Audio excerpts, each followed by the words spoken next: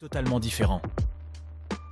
Oh, alors déjà, je pense il y a deux choses, c'est que dans le public qu'on voit à nos scènes, aux spectacles, etc., aux événements qu'on organise, c'est un public qui est forcément parisien, puisque déjà on n'a fait qu'à Paris pour l'instant, même si on aimerait aller ailleurs, et qui a un peu des moyens, parce que pour venir dans une soirée à Paris le soir, on le sait, nous on le voit, c'est que par exemple notre public banlieusard à 23h il disparaît parce que les RER, parce qu'en fait il y a toutes ces questions-là déjà pratiques, de prix, de machin, qui font que on sait qu'on a peut-être la frange la plus aisée qui vient dans ces moments-là.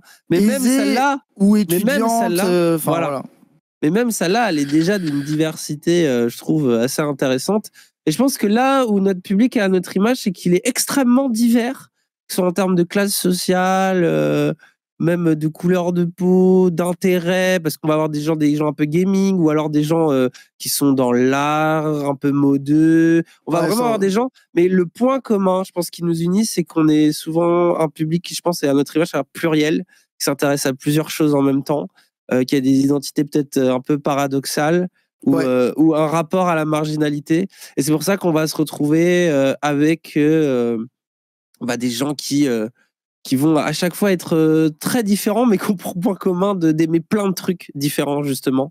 Et ça nous rend hyper fiers, quoi. Ouais, carrément.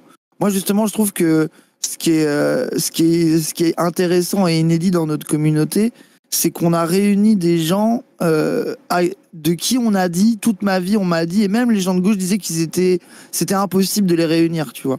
Genre, tu vois, des LGBT aux banlieusards, en passant aux petits étudiants fans de philo, les gens très politisés, syndiqués, militants à la France Insoumise ou ailleurs, tu vois, et que des gens où, tu vois, on a l'impression que c'est pas des mondes qui vont forcément se mélanger.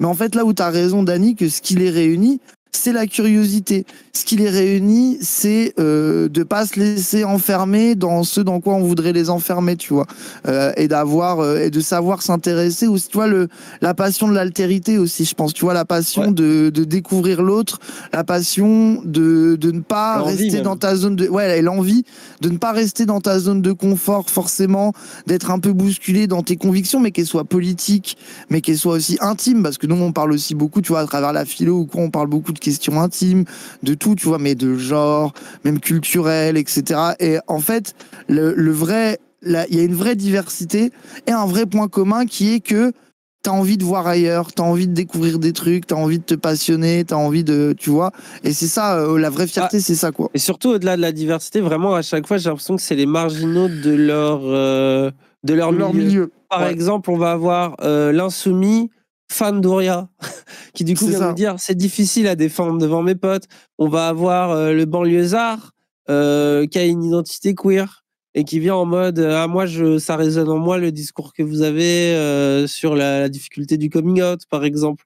Ou alors le prof qui a vraiment envie, qui trouve que le système scolaire est vraiment salaud avec les élèves et qui aimerait vraiment que ça bouge, que ça change de l'intérieur, et qui comprend pas ses collègues, comment ils parlent des gamins, notamment ceux qui sont plus précaires, ou ou les Noirs, les Arabes, qui vont avoir des discours racistes.